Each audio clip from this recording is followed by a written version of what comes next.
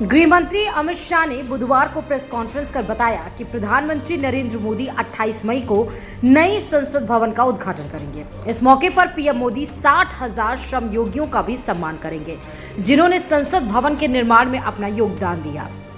अमित शाह ने बताया, नई संसद के उद्घाटन के मौके पर ऐतिहासिक परंपरा पुनर्जीवित होगी। नई संसद में सेंगोल राजदंड को स्थापित किया जाएगा। इसका अर्थ होता है संपदा से संपन्न। जिस दिन राष्ट्र को समर्पित होगी, उसी दिन तमिलनाडु से आए विद्वानों द्वारा सेंगोल पीएम को दी जाएगी। फिर संसद में ये परमानेंट स्थापित की जाएगी। इसे नई संसद में स्पीकर की कुर्सी के पास रखा जाएगा। शाह ने ये भी बताया कि सेंगोल इससे पहले इलाहाबाद के संग्रहालय में रखा था। अमित शाह ने कहा कि आजादी के समय जब पंडित नेहरू से पूछा गया कि सत्ता हस्तांतरण के दौरान क्या आयोजन होना चाहिए, नेहरू जी ने अपने सहयोगियों से चर्चा की। सी गोपालाचारी से पूछा गया, सेंगोल की प्रक्रिया को चिन्हित किया गया।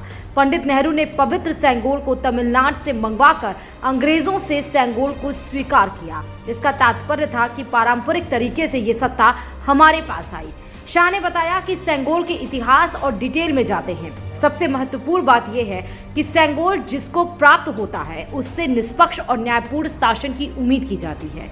यह चोला साम्राज्य से जुड़ा हुआ है। तमिलनाडु के पुजारियों द्वारा इसमें धार्मिक अनुष्ठान किया गया। आजादी के समय जब इसे नेहरू जी को सौंपा गया था, तब मीडिया ने इसे कवरेज दिया था। गृह मंत्री ने कहा, 1947 के बाद उसे भुला दिया गया। फिर 1971 में तमिल विद्वानों ने इसका जिक्र किया और किताब में इसका जिक्र किया गया। भारत सरकार ने 2021 से 2022 में इसका जिक्र किया।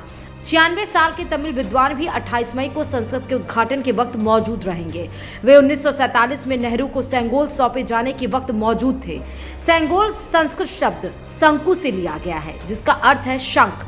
शंख हिंदू धर्म में एक पवित्र वस्तु है और इसे अक्सर संप्रभुता के प्रतीक के रूप में इस्तेमाल किया जाता था। सेंगोल राजदंड भारतीय सम्राट की शक्ति और अधिकार का प्रतीक था। यह सोने या चांदी से बना था और इसे अक्सर कीमती पत्थरों से सजाया जाता था। सेंगोल राजदंड औपचारिक अवसरों पर सम्राट द्वारा ले जाया जाता था और इसका उपयोग उनके अधिकार को दर्शाने के लिए किया जाता था। भारत में सेंगोल राजदंड का इतिहास प्राचीन काल में देखा जा सकता है। सेंगोल राजदंड का पहला ज्ञात उपयोग मौर्य साम्राज्य द्वारा किया गया था। मौर्य सम्राटों ने अपने विशाल साम्राज्य पर अपने अधिकार को दर्शाने के लिए सेंगोल राजदंड का इस्तेमाल किया। उसके बाद फिर गुप्त साम्राज्य 320 से लेकर 550 ईस्वी, चोल साम्राज्य 907 से लेकर 1310 ईस्वी और विजयनगर साम्राज्य यानी कि 1336 से लेकर 1646 ईस्वी द्वारा सेंगोल राजदंड का भी इस्तेमाल किया। सेंगोल राजदंड आखिरी बार मुगल साम्राज्य द्वारा इस्तेमाल किया गया था। मुगल बादशाहों ने अपने विशाल साम्राज्य पर अपने अधिकार को दर्शाने के लिए सेंगोल राजदंड का इस्तेमाल किया। ब्रिटिश ईस्ट इंडिया कंपनी 1600 से लेकर 1858 द्वारा भारत पर अपने अधिकार के प्रतीक के रूप में सेंगोल राजदंड को भी उपयोग किया गया था। अब आपको बता दें कि 1947 में भारतीय स्वतंत्रता के बाद भारत सरकार द्वारा सेंगोल राजदंड का उपयोग नहीं किया गया था। हालांकि सेंगोल राजदंड अभी भी भारतीय सम्राट की शक्ति और अधिकार का प्रतीक है। यह भारत के समृद्ध इतिहास की याद दिलाता है और यह देश की आजादी का प्रतीक है।